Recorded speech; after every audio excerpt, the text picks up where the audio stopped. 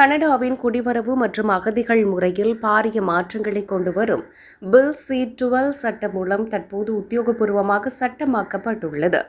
இந்த சட்டமானது அகதிகள் மற்றும் புலம்பெயர்ந்தோரின் அடிப்படை உரிமைகள் மீதான ஒரு நேரடி தாக்குதல் என 24க்கும் மேற்பட்ட மனித உரிமை அமைப்புகள் கவலை வெளியிட்டுள்ளன. புதிய சட்டத்தின்படி ஒருவர் கனடாவுக்குள் நுழைந்து 1 வருடத்திற்கு பின்னர் தஞ்சம் கோரினால் அவருக்கு அகதிகள் தீர்ப்பாயத்தில் முழுமையான விசாரணைக்கான வாய்ப்பு வழங்கப்பட மாட்டாது.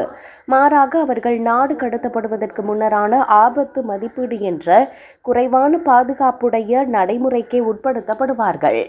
பொது நலனை கருத்தில் கொண்டு நிரந்தர அல்லது தற்காலிக வதிவிட விசாக்கள், பணி மற்றும் கல்வி அனுமதி பத்திரங்களை எப்போது வேண்டுமானாலும் ரத்து செய்யும் அதிகாரம் அரசாங்கத்துக்கு வழங்கப்பட்டுள்ளது. புலம்பெயர்ந்தோரின் தனிப்பட்ட விவரங்களை உள்நாட்டிலும் வெளிநாட்டிலும் தாராளமாக பகிர்ந்து கொள்ள இந்த சட்டம் வழிவகை செய்கிறது. இது தனிமனித சுதந்திரத்திற்கு பாதிப்பை ஏற்படுத்தும் என ஆர்வலர்கள் கூறுகின்றனர்.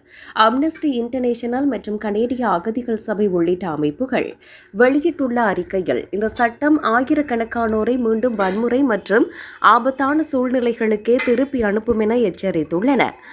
ஐக்கிய நாடுகள் சபையின் மனித உரிமைகள் குழுவும் இந்த சட்டம் குறித்து தனது கடும் கவலையை வெளியிட்டுள்ளது. சர்வதேச பாதுகாப்பை தேடி வருபவர்களுக்கு தடையற்ற மற்றும் நியாயமான விசாரணை நடைமுறைகள் இருப்பதை கனடா உறுதி செய்ய வேண்டும் என ஐநா வலியுறுத்தியுள்ளது. எனினும் பிரதமர் மார்க் கார்னி தலைமையிலான அரசாங்கம் இச்சட்டத்தை நியாயப்படுத்தியுள்ளது. குடிவரவு முறையில் உள்ள ஓட்டைகளை அடைக்கவும், எல்லை பாதுகாப்பை உறுதிப்படுத்தவும், தஞ்சம் கோருபவர்களின் எண்ணிக்கையை முறைப்படுத்தவும் இந்த சட்டம் அவசியம் என குடிவரவு அமைச்சர் லீனா டயப் தெரிவித்துள்ளார். கனடாவில் நிலவும் வீட்டு வசதி தட்டுப்பாடு மற்றும் சமூக பொருளாதார பிரச்சினைகளுக்கு அகதிகளே காரணம் என சித்தரிக்கப்படும் சூழலில் இந்த சட்டம் வந்துள்ளது குறிப்பிடத்தக்கது. கனடாவுக்கு தஞ்சம் தேடி வருபவர்கள் மற்றும் தற்காலிக விசாவில் உள்ளவர்கள் மத்தியில் இந்த சட்டம் தற்போது பெரும் அச்சத்தையும் பதற்றத்தையும் தோற்றுவித்துள்ளது.